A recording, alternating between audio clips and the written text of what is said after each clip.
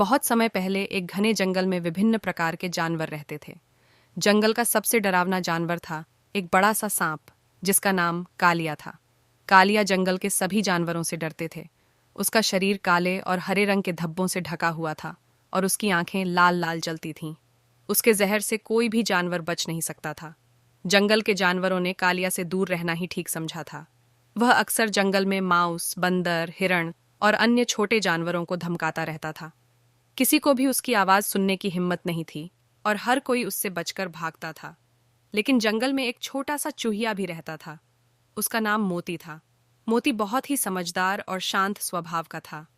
उसकी छोटी सी काया के बावजूद उसका दिमाग तेज था और वह कभी भी अपनी समझ से बड़े बड़े संकटों से बच जाता था।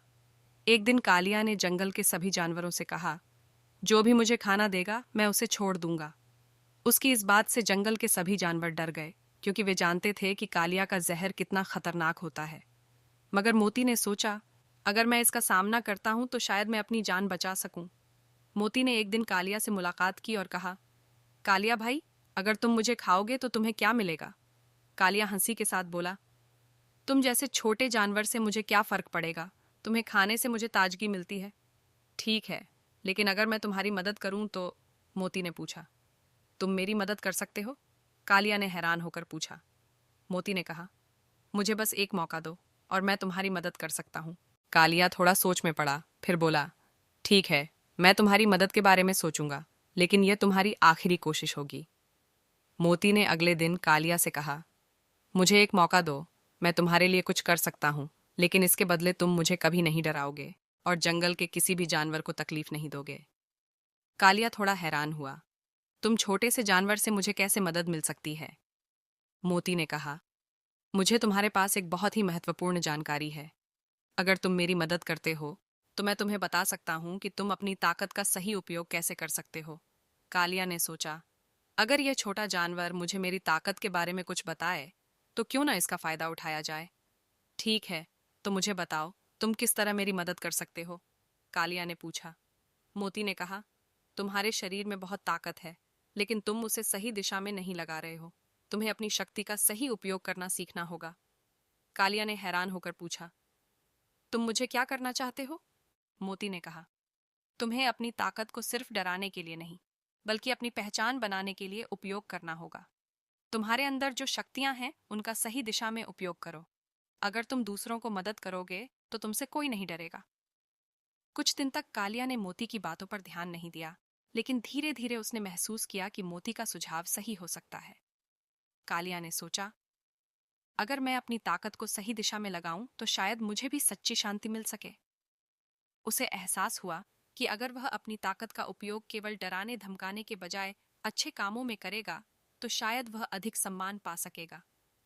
वह अपनी शक्तियों का इस्तेमाल अब जंगल के जानवरों को डराने के बजाय उनकी मदद करने में करने लगा। धीरे धीरे कालिया का व्यवहार बदलने लगा। उसने जंगल के जानवरों को धोखा देने और उन्हें नुकसान पहुंचाने के बजाय उनकी मदद करना शुरू कर दिया।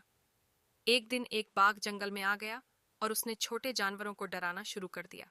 तब कालिया ने बाघ का सामना किया और उसे समझाया कि उसे जंगल के नियमों का पालन करना चाहिए। बाघ को कालिया की बातों में कुछ समझ में आया और उसने जंगल से बाहर जाना शुरू कर दिया। अब कालिया का नाम जंगल में सबसे सम्मानित नामों में गिना जाने लगा।